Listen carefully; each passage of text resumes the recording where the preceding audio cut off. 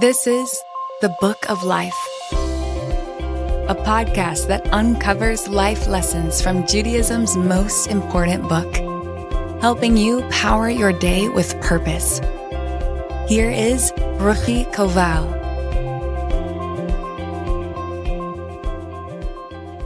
Once upon a time, a long time ago, a king decided to send his trusted servant to visit his friend, a king in another country. So he called in his servant and he said, "Servant!" "Yes, your majesty," the servant replied. "I'd like to send you as my royal ambassador to visit with my friend in a faraway kingdom. He will reward you with gifts and you will have a wonderful stay. I have only one rule for you."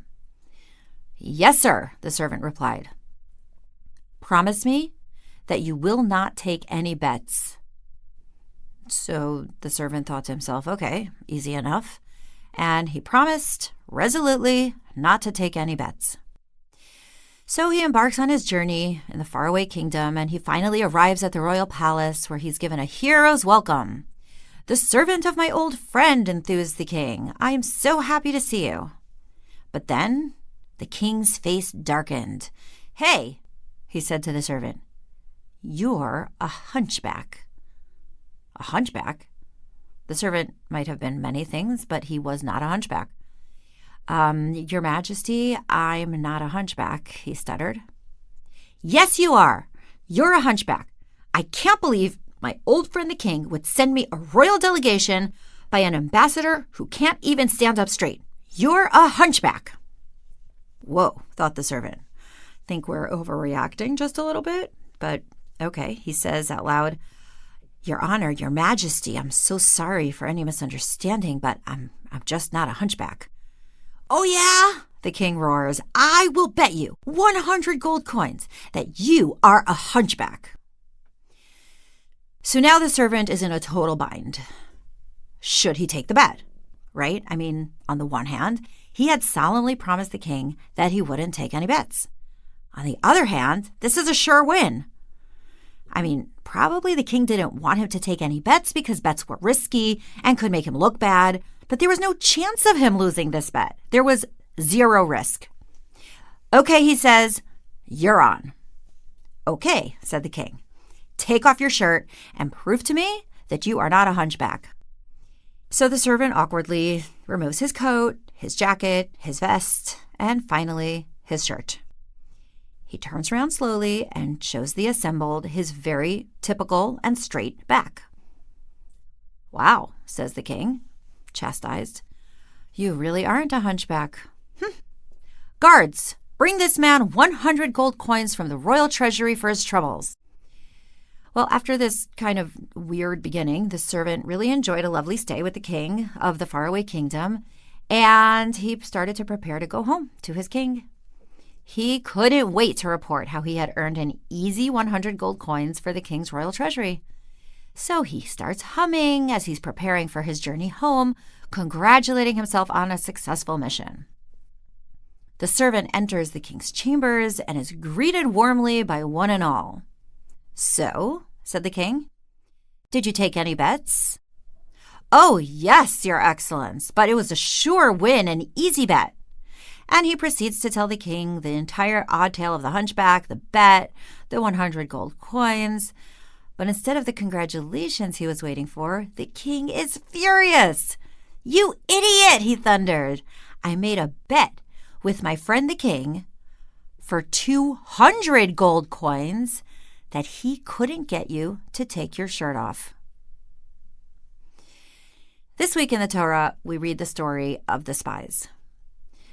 Now, picture this. The Jews had just come out of Egypt the previous year.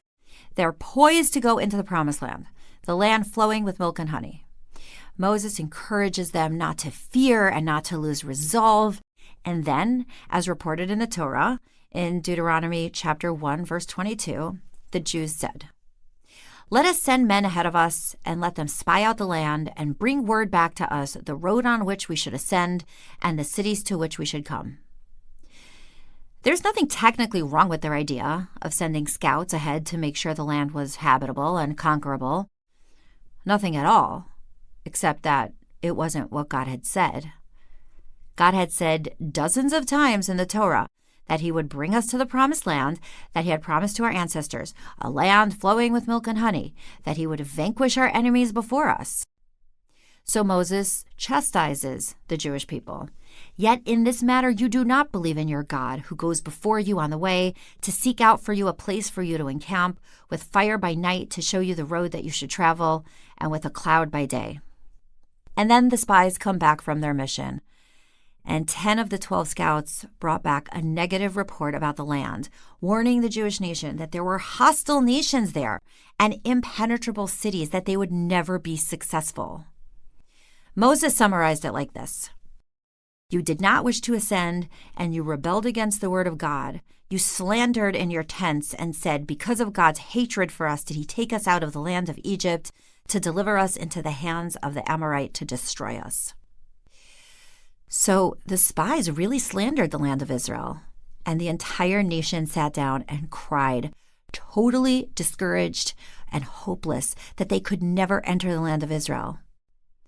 That's when God stepped in and commanded that not one person from that generation would be allowed to enter the land, aside from Caleb and Joshua, who offered a positive report.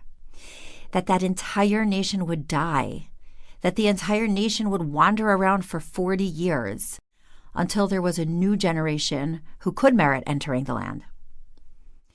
No, there's nothing wrong with a servant taking a bet, even if he can see no risk, except that his king told him not to. And his king had the backstory, the big picture, the full story that the servant was clueless about. And there was nothing wrong with the Jewish people figuring that they could scout out the land that God had promised, because how could it hurt? Because it was win-win. But they did not know the weakness of the nation. They had no way of knowing how badly it would end. They won 100, but they lost 200. So what does this mean for you and me? I think that every one of us occasionally feels like we just know better. We have wisdom, we have knowledge, we become overly confident in our own perspective. But there is a bigger wisdom to the universe. And sometimes God/the universe/karma, call it what you want, the greater wisdom in the universe is trying to tell you something. Let's have the humbleness to know that we don't know everything.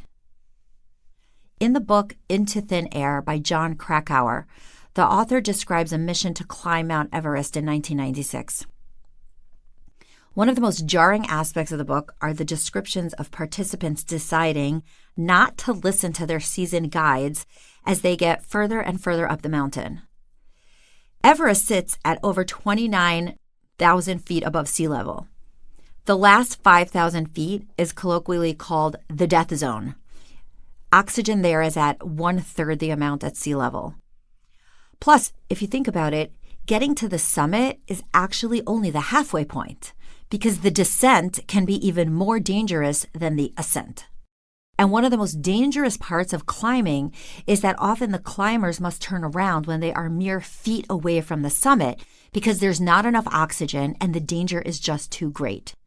But the climbers are often not paying their guides to keep them safe. They're paying them to reach the top.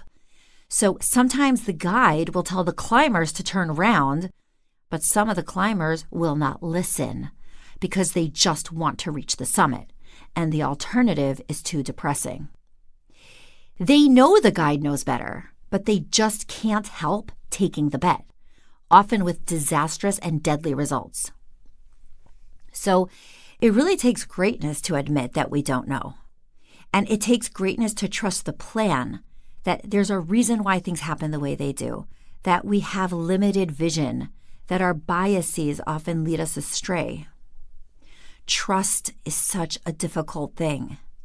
It requires vulnerability and release. So let's try to practice that trust, that release, that knowledge that we don't always know the plan, but we trust that there is one, that there is a greater story, that maybe we're only just beginning to understand. This is the Book of Life, Don't forget to rate, review, and subscribe to Momentum Podcast on Apple, Spotify, or wherever you get your podcast. Join Ruchi again next time for more meaning and inspiration from Judaism's most important book, to power your day with purpose.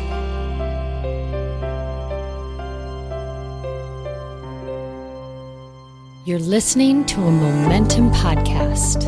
For unlimited inspiration, wisdom, and empowerment, visit MomentumUnlimited.org.